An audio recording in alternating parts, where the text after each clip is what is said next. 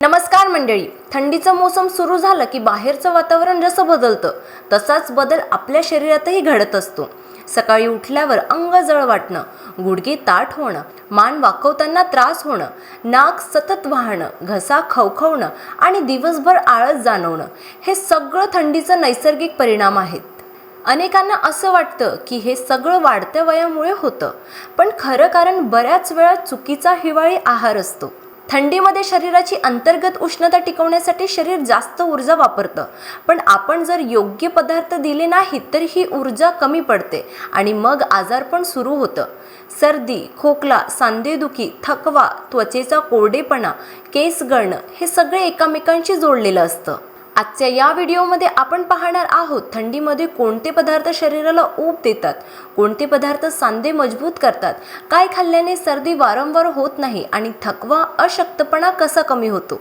हा व्हिडिओ शेवटपर्यंत नक्की पहा, कारण शेवटच्या भागात मी सांगणार आहे थंडीतील एक परिपूर्ण दिनचर्या आहार पद्धत जी फॉलो केल्यास औषधांची गरज खूप कमी पडते. त्याआधी जर तुम्ही सबस्क्राईब केलं नसेल तर अशाच उपयुक्त व्हिडिओसाठी सबस्क्राईब करा. थंडीमध्ये आपल्या शरीरातील पचनसंस्था मंदावते. उन्हाळ्यात जे पचायला सोपं असतं तेच पदार्थ हिवाळ्यात जड वाटू शकतात. याच कारणामुळे अनेक लोकांना गॅस, बद्धकोष्ठता, अपचन, पोट फुगणं यासारखे त्रास वाढतात. थंडीमध्ये रक्ताभिसरण मंद होतं, हातपाय थंड पडतात, सांध्यांपर्यंत पोषण कमी पोहोचतं आणि त्यामुळे वेदना वाढतात. जर या काळात योग्य उष्ण गुणधर्म पदार्थ घेतले तर शरीर आतून गरम राहतं, रक्ताभिसरण सुधारतं आणि वेदनांचा त्रास कमी होतो. महत्त्वाची गोष्ट म्हणजे थंडीतील 60 ते 70% आजार हे आहारामुळे टाळता येऊ शकतात जर योग्य वेळी योग्य पदार्थ घेतले तर. सर्वात पहिला आहार म्हणजे तीळ. तीळ हा हिवाळ्यात शरीरासाठी जणू एक नैसर्गिक संरक्षण कवच आहे. आयुर्वेदामध्ये तिळाला उष्ण गुणधर्म असलेला पदार्थ मानलं जातं, म्हणजेच तो शरीरात साठलेली थंडी कमी करण्याचं काम करतो. थंडीच्या दिवसात शरीरातील उष्णता लवकर निघून जाते, त्यामुळे सांधे अकडतात, स्नायूंमध्ये कडकपणा जाणवतो आणि सकाळी उठताना अंग जड झाल्यासारखं वाटतं. अशा वेळी नियमितपणे तीळ खाल्ल्यास शरीर आतून गरम राहतं आणि हालचाली करायला सुलभ होतं. विशेषतः ज्यांना गुडघेदुखी, कंबरदुखी, मानदुखी, पाठदुखी किंवा जुने सांधेदुखीचे आजार आहेत त्यांच्यासाठी तीळ खूपच उपयुक्त ठरतो. थंडीमध्ये सांध्यांमध्ये कोरडेपणा वाढतो, स्नेह कमी होतो आणि त्यामुळे वेदना वाढतात. तिळामध्ये असलेले नैसर्गिक तेलकट घटक सांध्यांना आतून स्निग्धता देतात, ज्यामुळे सांधे मऊ राहतात आणि वेदना हळूहळू कमी होण्यास मदत होते. सकाळी उठल्यावर तो ताठरपणा जाणवतो, तोही नियमित तिळाच्या सेवनाने कमी होत जातो. कारण तीळ शरीराला आतून पोषण देतो आणि त्वचेला नैसर्गिक ओलावा टिकवून ठेवण्यास मदत करतो. त्यामुळे सौंदर्य आणि आरोग्य दोन्ही दृष्टीने तीळ हा अत्यंत उपयुक्त पदार्थ आहे. तीळ घेण्याचे अनेक सोपे आणि चविष्ट मार्ग आहेत. तिळगुळाचे लाडू हा सर्वात लोकप्रिय आणि प्रभावी पर्याय आहे, जो थंडीमध्ये शरीराला ताकद देतो. तिळाची चटणी भाकरीसोबत घेतल्यास पचन सुधारतं आणि थंडी कमी जाणवते. भाजलेले तीळ थोड्या गुळासोबत किंवा गरम दुधात मिसळूनही घेता येतात. काही लोक सकाळी कोमट पाण्यासोबत थोडे भाजलेले तीळ घेतात, ज्यामुळे बद्धकोष्ठतेचाही त्रास कमी होतो. मात्र एक गोष्ट लक्षात ठेवा, तीळ हा उष्ण पदार्थ असल्यामुळे तो मर्यादित घ्यावा. रोज थोड्या प्रमाणात पण नियमितपणे तीळ आहारात समाविष्ट केल्यास शरीरात नैसर्गिक ताकद निर्माण होते, थंडीचा त्रास कमी होतो आणि सांधे दीर्घकाळ निरोगी राहतात. गूळ हा अनेकदा केवळ गोड पदार्थ म्हणून पाहिला जातो, पण प्रत्यक्षात तो हिवाळ्यात शरीरासाठी एक नैसर्गिक औषध आणि शक्तिवर्धक टॉनिक आहे. थंडीच्या दिवसात अनेकांना सतत अंगात अशक्तपणा जाणवतो, कामात मन लागत नाही, थोडं चालल्यानंतर थकवा येतो किंवा अचानक चक्कर येते. काही लोकांचे हातपाय कायम थंड पडलेले असतात. या सगळ्यामागचे एक महत्त्वाचं कारण म्हणजे रक्ताभिसरण मंदावणं आणि लोहाची कमतरता. थंडीमध्ये सर्दी खोकला वारंवार होण्याचं आणखी एक कारण म्हणजे छातीत साचणारा कफ. गूळ हा कफ नष्ट करणारा पदार्थ असल्यामुळे तो छातीतील जडपणा कमी करतो, घसा साफ ठेवतो आणि खोकल्यावर नैसर्गिकरित्या आराम देतो. म्हणूनच थंडीच्या दिवसात गूळ आणि सुंठ किंवा आलं यांचा वापर पारंपरिक पद्धतीने केला जातो. गूळ खाण्याची योग्य पद्धत देखील तेवढीच महत्त्वाची आहे. जेवणानंतर थोडासा गुळाचा तुकडा घेतल्यास पचनक्रिया सुधारते, गॅस आणि अपचनाचा त्रास कमी होतो. सकाळी किंवा दुपारी गूळ घेतल्याने शरीरात उष्णता निर्माण होते आणि दिवसभर ऊर्जा टिकून राहते.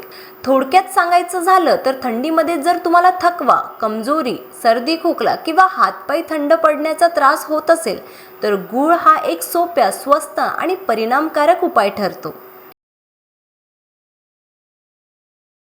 थंडीच्या दिवसात शरीर जास्त प्रमाणात ऊर्जा खर्च करतं. बाहेरचं वातावरण थंड असल्यामुळे शरीराला आतून ऊब टिकवण्यासाठी अधिक मेहनत घ्यावी लागते. अशा वेळी जर आहारातून योग्य ऊर्जा मिळाली नाही तर लगेच थकवा जाणवतो, अंग जड होतं आणि कामात मन लागत नाही. याच समस्येवर एक अतिशय सोपा, स्वस्त आणि सहज उपलब्ध उपाय म्हणजे शेंगदाणे. शेंगदाण्यामध्ये भरपूर प्रमाणात प्रथिने, नैसर्गिक स्निग्ध पदार्थ म्हणजेच हेल्दी फॅट्स आणि मॅग्नेशियम असतं. हे घटक स्नायूंना बळ देतात, शरीरातील कमजोरी कमी करतात आणि थंडीमध्ये येणारी थकवा जाणवणारी अवस्था दूर करण्यास मदत करतात. विशेषतः ज्यांना सकाळी उठल्यावर लगेच दमल्यासारखं वाटतं किंवा दिवसभर काम करताना लवकर थकवा येतो, त्यांच्यासाठी शेंगदाणे खूप फायदेशीर ठरतात. थोडक्यात सांगायचं झालं तर थंडीमध्ये रोजच्या आहारात योग्य प्रमाणात शेंगदाणे समाविष्ट केले तर शरीराला आवश्यक ऊर्जा मिळते, कमजोरी दूर होते आणि दिवस अधिक उत्साहात घालवता येतो. बाजरी ही थंडीतील सर्वोत्तम धान्य मानली जाते. बाजरी खाल्ल्याने शरीरात नैसर्गिक उष्णता तयार होते आणि हातपाय थंड पडण्याचा त्रास कमी होतो. बाजरीमध्ये फायबर, लोह, मॅग्नेशियम आणि बी समूह जीवनसत्वे असतात. सकाळी बाजरीची भाकरी खाल्ल्यास पचन सुधारतं, दिवसभर भूक कमी लागते आणि ऊर्जा टिकून राहते. मधुमेह असलेल्या लोकांसाठीही योग्य प्रमाणात बाजरी फायदेशीर ठरते. नाचणीमध्ये कॅल्शियम आणि फायबर मुबलक प्रमाणात असते. हिवाळ्यात हाडांची झीज, कंबरदुखी, गुडघेदुखी वाढते. अशा वेळी नाचणी खूप उपयुक्त ठरते. नाचणी नियमित घेतल्याने स्नायू लवचिक राहतात, ताठरपणा कमी होतो आणि वृद्धांमध्ये पडण्याचा धोका कमी होतो. लहान मुलांच्या वाढीसाठी ही नाचणी अत्यंत फायदेशीर आहे. जवस हा थंडीच्या आहारात फारसा लक्षात न घेतला जाणारा पण शरीरासाठी अत्यंत उपयुक्त असा पदार्थ आहे. विशेषतः हिवाळ्यात जेव्हा सांधे दुखणे, गुडघ्यांची सूज, सकाळी उठताना ताठरपणा आणि शरीरात जडपणा जाणवतो तेव्हा जवसाचा नियमित वापर खूप चांगले परिणाम देतो. जवसामध्ये असलेले ओमेगा 3 फॅटी ॲसिड शरीरातील सूज कमी करण्याचे काम करतात आणि सांध्यांमधील घर्षण कमी होण्यास मदत करतात. त्यामुळे हळूहळू वेदना कमी होतात आणि हालचाल सुलभ होते. जवस फक्त सांधे आणि पोटासाठीच नाही तर हृदयाच्या आरोग्यासाठीही अत्यंत फायदेशीर आहे. जवसामधील घटक रक्तातील वाईट कोलेस्ट्रॉल कमी करण्यास मदत करतात आणि रक्तवाहिन्यांमध्ये होणारा ताण कमी करतात. त्यामुळे हिवाळ्यात वाढणारा रक्तदाब, हृदयावर येणारा ताण आणि थकवा कमी होण्यास मदत मिळते. विशेषतः जे लोक दिवसभर बसून काम करतात, मानसिक ताण जास्त असतो किंवा वय वाढल्यामुळे हृदयाशी संबंधित चिंता असते, त्यांच्यासाठी जवस उपयुक्त ठरतो. रोजच्या आहारात थोडासा जवस घेतल्यास शरीराला आतून बळ मिळतं आणि थंडीचा त्रास खूप प्रमाणात कमी होतो. थंडीच्या काळात शरीराला आतून ऊब देणारे आणि दीर्घकाळ ऊर्जा टिकवून ठेवणारे पदार्थ म्हणजे ड्रायफ्रुट्स. थंड हवामानात भूक कमी जास्त लागते पण शरीराला पोषणाची गरज मात्र वाढलेली असते. अशा वेळी कमी प्रमाणात पण पोषण मूल्याने भरपूर असलेले बदाम, अक्रोड आणि काजू हे पदार्थ खूप उपयुक्त ठरतात. बदाम हा असा ड्रायफ्रूट आहे जो शरीराला हळूहळू पण सातत्याने ताकद देतो. थंडीमध्ये अनेकांची त्वचा कोरडी होते, ओठ फुटतात, हातपाय रुखरुखीत वाटतात. बदामामधील नैसर्गिक तेल आणि व्हिटॅमिन ई त्वचेला आतून पोषण देतात आणि कोरडेपणा कमी करतात. याशिवाय बदाम मेंदूच्या कार्यक्षमतेसाठी ओळखले जातात. अभ्यास करणारी मुले, एकाग्रतेचा त्रास असलेले विद्यार्थी आणि मानसिक काम करणाऱ्या व्यक्तींनी बदाम नक्कीच आहारात समाविष्ट करावेत. नियमित बदाम खाल्ल्याने स्मरणशक्ती सुधारते आणि मानसिक थकवा कमी होतो. अक्रोड हा दिसायला जरी मेंदूसारखा वाटत असला तरी त्याचे फायदेही मेंदूसाठी सर्वाधिक आहेत. अक्रोडमध्ये ओमेगा 3 फॅटी ॲसिड्स असतात जे मेंदूच्या पेशींना बळ देतात आणि हृदयाचे आरोग्य सुधारतात.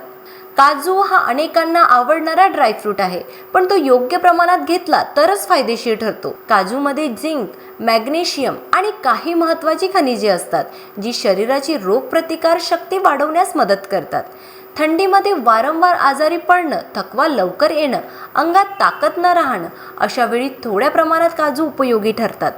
एकंदरीत सांगायचं झालं तर थंडीमध्ये रोजच्या आहारात थोड्या प्रमाणात ड्रायफ्रूट्सचा समावेश केल्यास त्वचा निरोगी राहते, मेंदू तल्लख राहतो, हृदय मजबूत होतं आणि शरीराला आवश्यक पोषण मिळतं. औषधांपेक्षा हा नैसर्गिक उपाय दीर्घकाळ फायदेशीर ठरतो.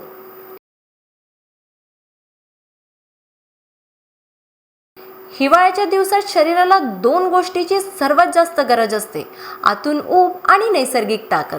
थंडीमुळे शरीरातील ऊर्जा लवकर संपते, पचन मंदावतं आणि रोगप्रतिकार शक्ती कमजोर होतं. अशा वेळी काही पारंपरिक पण अत्यंत प्रभावी पदार्थ आहेत, जे एकत्रित घेतल्यास शरीराला संपूर्ण संरक्षण देतात.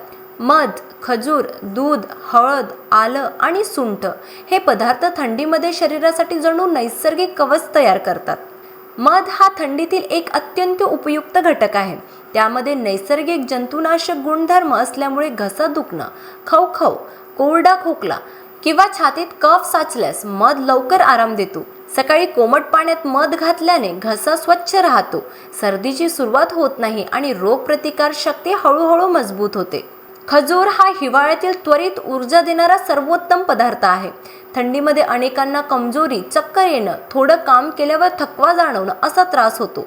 अशा वेळी खजूर खाल्ल्याने शरीराला लगेच ताकद मिळते.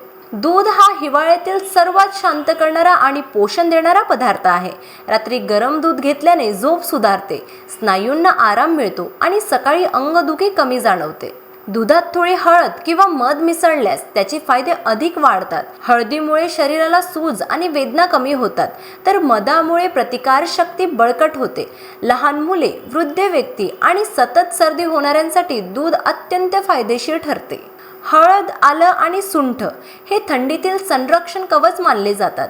हळद शरीरातील सूज कमी करते, सांधेदुखीवर काम करते आणि जंतू संसर्गापासून संरक्षण देते. थंडीमध्ये ज्यांना गुडघे दुखतात, कंबर जड वाटते किंवा सकाळी उठताना सांधे ताठ होतात, त्यांनी हळदीचा नियमित वापर करावा. हळदीचं दूध हा हिवाळ्यातील सर्वोत्तम आणि सुरक्षित उपाय मानला जातो. एकंदरीत पाहिलं तर मध, खजूर, दूध, हळद, आलं आणि सुंठ हे पदार्थ एकत्रितपणे घेतल्यास थंडीमध्ये होणारी कमजोरी, सर्दी, थकवा, सांधेदुखी आणि पचनाचे त्रास मोठ्या प्रमाणात कमी होऊ शकतात. योग्य प्रमाणात, योग्य वेळेला आणि नियमितपणे हे पदार्थ आहारात समाविष्ट केले तर हिवाळा सहज, निरोगी आणि औषधांशिवाय पार करता येतो.